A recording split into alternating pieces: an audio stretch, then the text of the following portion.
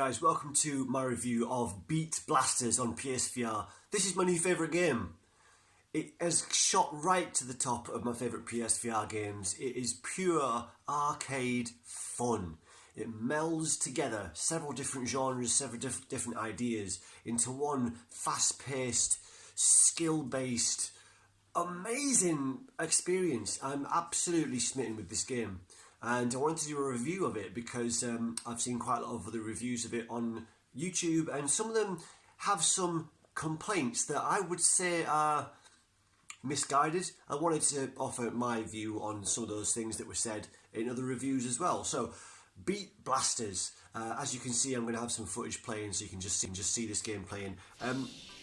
It's probably a perfect example of one of those VR games that isn't done justice by watching it on a video.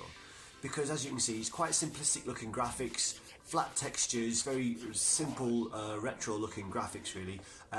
So until you get in the headset and actually feel what it likes to play this game, it's going to be hard to sell it to you on just game footage alone on YouTube. So I implore you, go and check this game out if you like arcade style shooters. But it's just so much more than that. It has a very tangible sense of immersion to it, and that comes down to, in my opinion, the movement method in this game. Now, I've been using exclusively the Move controllers, and with that, the way that you move through the levels is with your head. So obviously the headset is tracked, and by the simple movements of leaning forward, or leaning backwards, or leaning to the side, or leaning to the side, you move through the levels. Now this has a really tangible connection to the gameplay, because just like you kind of would if you were really doing something like this, you'd be moving your body. Imagine you're Superman or some kind of flying dude, and you know, you're moving through an environment. You would move your body. So it's the same here. As you move your body forward, you start to move faster forward through the level. As you lean back, it breaks and it can actually stop time or the level altogether. And that is accompanied by a very cool slow down to the music as well. So it all has this real kind of sense of putting the brakes on. So it's that's that real kind of visceral connection between your body movement and the movements in the game. Really helps make this game very immersive indeed. So it's so fun to feel like that, to have that connection to your body and to the movement within the game. I really enjoyed that. Other reviews I've seen have said that they prefer to use the thumbsticks to move around the levels. I haven't even tried that yet because I'm so enamoured with the Move controllers. But yeah, if you don't like that control method, you can use a DualShock 4 and use thumbsticks to move, as well as, you know, I guess use the light bar to aim at things. You can also use, I believe you can also use the 3D rudder in this game, as well as the aim controller, which also has thumbsticks as well, of course. So there's lots of different methods of control for this game. So it's certainly got a lot of a broad scope for you to try out if you don't like one or the other. But for me, the Move controllers feels like what this game was really designed for. Obviously, you can dual wield then. You've got two guns, so you can shoot in different directions as you move through these levels. And the way these levels are created is something that some of the reviewers have had issue with as well. It is procedurally generated. That means that every time you play a level, it's different. It's a different combination of elements of the game tracks of the levels that it introduces. Now, each progressive level, and I think there's around 30 levels. I'm on 26 at the minute. I haven't quite finished it yet, but I just wanted to hop on and do this review.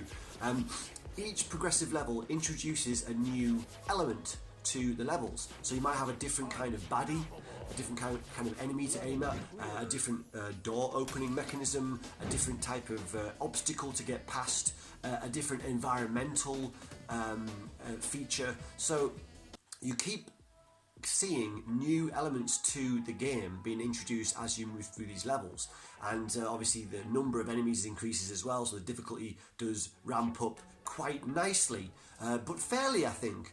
And this is another thing that I really want to stress. This game is very fair. It can seem quite difficult until you kind of get the hang of it, and until you really learn, you really kind of kind of remember certain elements to playing this game, and that is the fact that you do have total control over your movement. Like I said, with the back, when you lean back, you can literally stop your tracks, you stop moving forward altogether, so you have all the time in the world to assess whichever obstacle you've come across now and how to navigate it. So, but there is this strong compulsion to keep moving forward, to keep going quickly forward. That's how you get the high scores, that's how it feels most invigorating to play. So you have this urge to keep going, to lean forward, to keep moving forward quickly. But that's on you. If you crash into something or come a cropper on some enemy's bullets or some part of the scenery or some other obstacle, that's entirely on you, because you have chosen to move forward quickly because it feels better to play that way. But the truth of the matter is, you can always lean back and completely stop, so you're not even moving forward at all, and plan what you need to do. So it's always your fault if you die, in my opinion. And so that's really good. It really feels fair. It really feels like you have total control.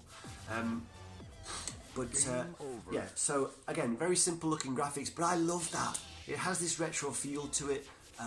It's. I think there's a utility to the simplistic graphics as well, because that allows Beat Blasters to run very quickly and to load very quickly as well, because you're going to be dying quite a lot, because if you get hit once by a piece of scenery or a bullet, you die, that's it, and you start again. But again, with it being procedurally generated, it feels fresh every time you play it. So it never gets stale. It hasn't got stale for me at all. And I've been playing it religiously since I bought it for about a week. But I think it has a utility in that it allows the game to load quickly. So you're going to be restarting quite a lot. And that is helped by the fact that you're instantly restarting. I mean, it'll pause for a couple of seconds, long enough for you to look around and see what it was that killed you, because sometimes it's not always obvious.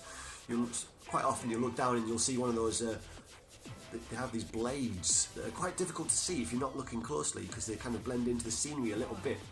But again, it's about your observation, so it is fair. But so whatever it is that's killed you, you might not always know it straight away. So the game pauses for a couple of seconds just so you can have a look around and say, oh yeah, there's a bullet right by my chin, fair enough.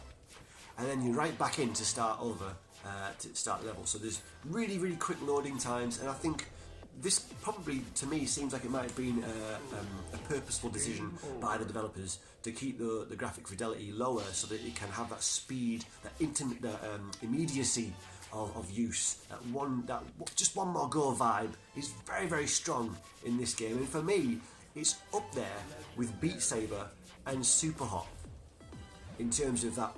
Oh, gotta have one more go feel, and it's up there with Beat Saber and Super Hot for that kind of VR arcade style gameplay, and it's up there with those two luminaries for just pure fun factor. I honestly cannot recommend this game enough. It really surprised me, because I did watch some reviews at the time that it came out several months ago. I'll put the link in the low bar with more details about it, but it came out a while ago, and I thought it looked fun, but again, because it looks quite simplistic, and because some of the reviews were a little bit muted, mainly positive, with a few caveats I'd say most of the reviews had, then it wasn't quite sold to me enough.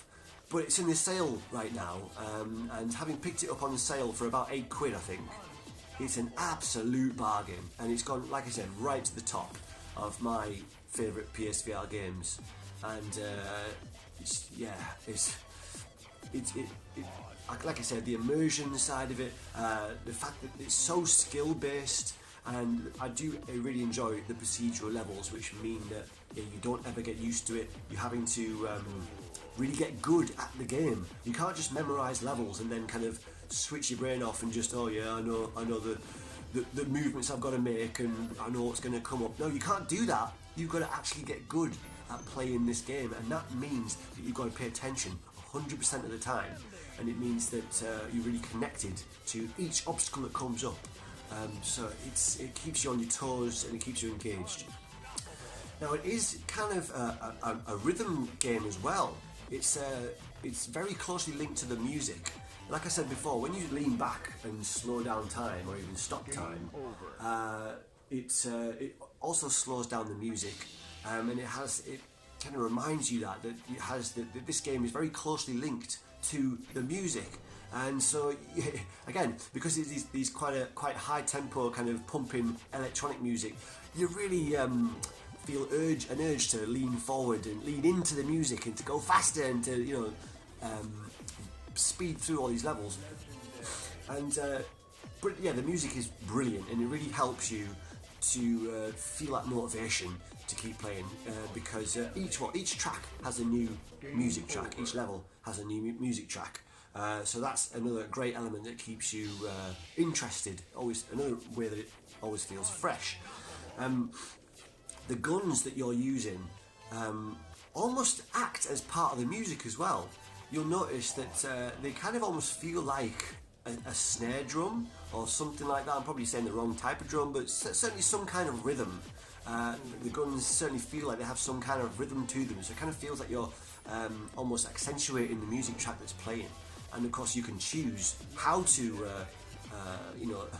to contribute to that music track by the frequency of which you press the triggers. Because again, you can play this game with a kind of variety of tactics. You can try and speed through it if you like, and that is certainly the most exciting way to play it, but it's the most difficult way to play it. Or you can be more apprehensive, and each time you come up against a new, challenging looking area, just hold back a little bit, look around, decide what you need to do, and then go for it. But that feeling, that leaning back, leaning forward, leaning aside, is just so great for this game. It works so well, and I think that is a control method worth persevering with. If it doesn't feel quite natural at first, I think it did for me. I have to say, I do think it instantly felt natural. It might have taken a little while for me to kind of master that and to really realise how much freedom and control that gave me. But it feels natural quite quickly. It just takes maybe a little while for you to realise exactly how useful it is that you have total control over the speed of your movement as well as the lateral movement. So yeah, so fun. Beat Blasters, go out and get it. Honestly, can't speak highly of it enough. This is 12 minutes already. It's probably long enough. That's all you need to know, is to go out and get Beat Blasters. Come back here and tell me if you didn't like it. I'll give you a refund. I won't give you a refund. Bye, Beat Blasters.